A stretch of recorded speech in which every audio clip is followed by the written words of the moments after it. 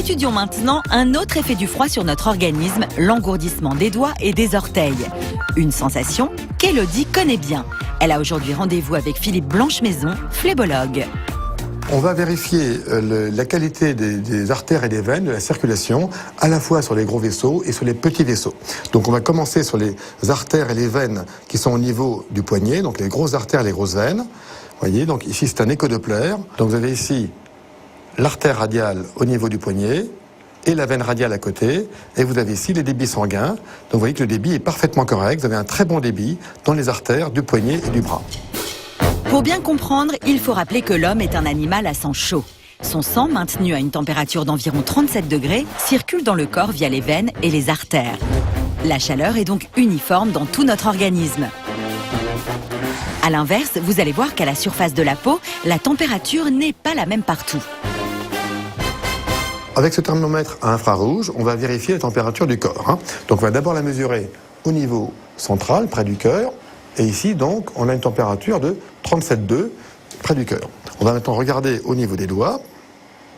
Et ici, on est un petit peu plus bas, on est à 36,8, ce qui est tout à fait normal, on est en milieu chauffé, donc les doigts sont un peu plus frais quand même, mais la différence est relativement faible. En intérieur, où la température est maintenue au-dessus de 18 degrés, l'écart de température entre le buste et le bout des doigts est très faible. Mais voyons comment le corps d'Élodie va réagir dans le froid. Direction une patinoire extérieure.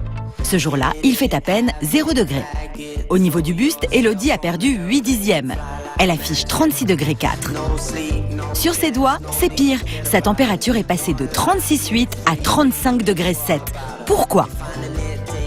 Si vous êtes exposé au froid de façon prolongée, il faut en fait que la température des organes centrales reste autour de 37 degrés.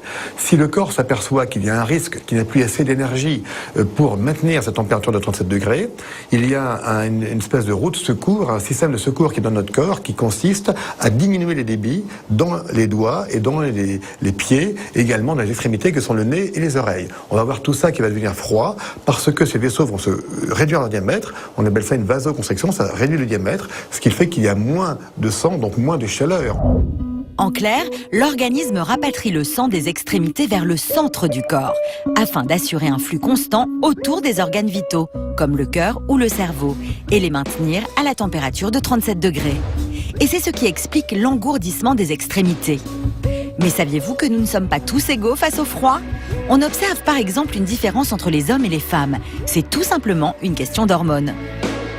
Il y a deux hormones qui jouent beaucoup là-dessus. L'hormone thyroïdienne, qui est plus souvent altérée chez les femmes, beaucoup plus souvent même, et puis les hormones sexuelles, œstrogène et progestérone, qui agissent au niveau des petits vaisseaux. Et c'est pour ça que les femmes ont très souvent les extrémités froides et les pieds froids.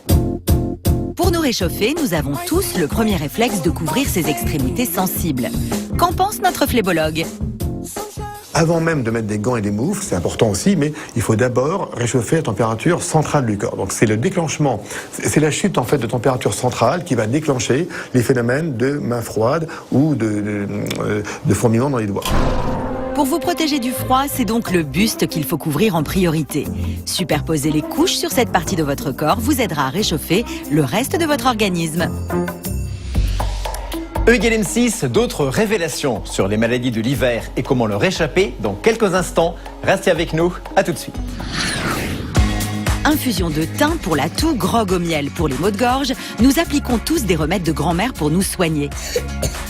Maman, j'ai mal à la gorge. Mais sont-ils vraiment efficaces ? Comment ces traitements naturels peuvent-ils faire barrage aux bactéries ? Et que penser des huiles essentielles ? Un simple extrait de plante peut-il aussi bien guérir qu'un médicament ? Mac a profité d'un refroidissement pour tester leur efficacité. De simples extraits végétaux ont une action très nette contre les bactéries. Voilà la preuve. Ou face des bronchites, si vous nettoyez bien le nez au bon moment, vous allez éviter que l'inflammation ne devienne une infection. Lorsqu'on attrape un rhume, les sinus sont irrités. Or, ils communiquent avec la gorge. Pour éviter que celle-ci ne s'enflamme à son tour, c'est donc le nez qu'il faut soigner en priorité. Comme le nez est le premier filtre en contact avec l'air environnant qui est pollué, il faut souvent décongestionner le nez et ça peut se faire par des moyens naturels comme des lavages au chlorure de sodium, c'est-à-dire de l'eau salée comme l'eau de mer quand on est au bord de la mer. Le sel absorbe l'eau contenue dans les tissus et va donc les resserrer. Ainsi, le volume des muqueuses diminue, la respiration redevient plus facile. Et pour reproduire l'effet de l'eau de mer, vous pouvez en fabriquer vous-même. Explication. Vous pouvez très facilement diluer du gros sel dans de l'eau bouillie et après injecter cette eau bouillie à l'intérieur de votre nez pour faire un lavage que vous pouvez trouver directement chez vous à la cuisine. Une cuillère à soupe de sel pour un verre d'eau et votre potion est prête. Lorsque le mal de gorge survient, le réflexe de la plupart d'entre nous est de boire chaud. Est-ce une bonne idée ? Une inflammation, ça veut dire que la gorge est rouge, elle fait mal, et donc il vaut mieux gargariser avec de l'eau glacée. Comme quelqu'un qui reçoit un coup de poing sur la tête, met une vessie ou une poche de glace pour éviter que ça gonfle.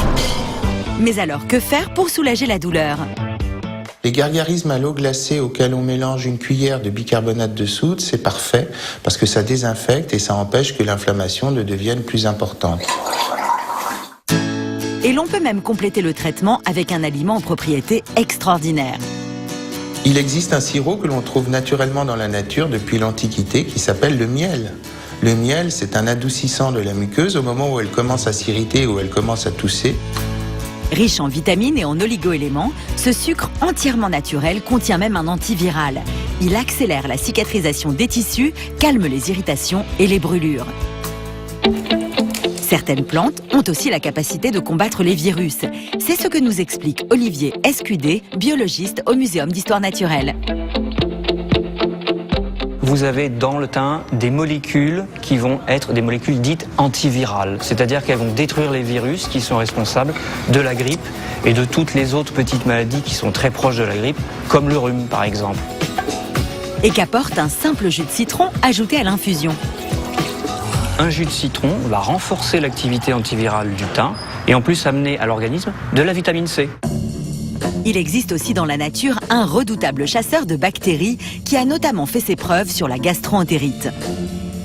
La cannelle est aussi un très fort antiviral, mais qui, lui, est beaucoup plus spécialisé et ciblé sur les virus du tube digestif. On fait une infusion de cannelle, on la boit chaude avec un petit peu de miel pour améliorer là aussi le goût, et ça va détruire tous les microbes qui nous provoquent les gastro-entérites et les diarrhées qui sont associées. L'hiver, que l'on soit malade ou pas, beaucoup d'entre nous se sentent fatigués. Alors comment lutter contre cette perte d'énergie ? La sauge officinale est un tonifiant général de l'organisme qui nous permettra de vaincre la fatigue de fin d'hiver, non pas en excitant l'organisme comme pourrait faire le café, mais en travaillant sur le long terme, sur plusieurs jours, plusieurs semaines. Alors le problème, c'est que c'est une plante amère. Donc dans ce cas-là, il ne faut pas hésiter à mettre du miel dedans ou un petit peu de sucre pour améliorer le goût. Vous savez maintenant que nos ancêtres, malgré leur connaissance sommaire des maladies, savaient déjà comment soigner certaines par les plantes. Aujourd'hui, on trouve partout des concentrés de ces plantes médicinales, les huiles essentielles. Nous avons profité du mal de gorge de McLesguy pour tester leur efficacité dans un laboratoire d'analyse. Bonjour docteur. Bonjour. Alors dites-moi, j'ai la gorge irritée, j'ai les poumons encombrés. Ma grand-mère me disait toujours, rien de tel qu'une bonne inhalation ou un thé avec des huiles essentielles. Mais c'est les remèdes de grand-mère, c'est ce qu'on appelle des placebos. Je vais vous montrer quelque chose là. Voyons. Les huiles essentielles sont-elles efficaces contre les bactéries ? Notre biologiste a mis en culture dans cette boîte de pétri des bactéries prélevées la veille dans la gorge de Mac. Si je comprends bien, ça c'est une boîte de pétri vide, sans bactéries, elle est transparente. Absolument. Là, on a mis une bactérie en culture, c'est pour ça que ça fait cette pellicule translucide. Auparavant, on a placé dans la boîte de pétri des petits buvards imbibés de différentes huiles essentielles. On a laissé les bactéries se développer à 37 degrés pendant 24 heures. Dans ces 6 petits buvards, j'ai 6 huiles essentielles différentes. Totalement différente. On voit que ici ou là, ils n'ont eu aucun impact sur la croissance des bactéries. Oui. Par contre, à chaque fois qu'on a un cercle ici où les bactéries ne se sont pas développées, ça veut dire que ces huiles essentielles ont eu une action. Contre la bactérie de Mac, on constate que le thym et le menthol sont les 2 huiles essentielles qui se sont montrées les plus efficaces. Ces 2 huiles-là sont des huiles qui sont actives sur votre bactérie que j'ai retrouvée dans votre prélèvement à vous. Ça, c'est vraiment la preuve scientifique indubitable que de simples extraits végétaux, sans aucun antibiotique, ont une action très nette contre les bactéries. Voilà la preuve.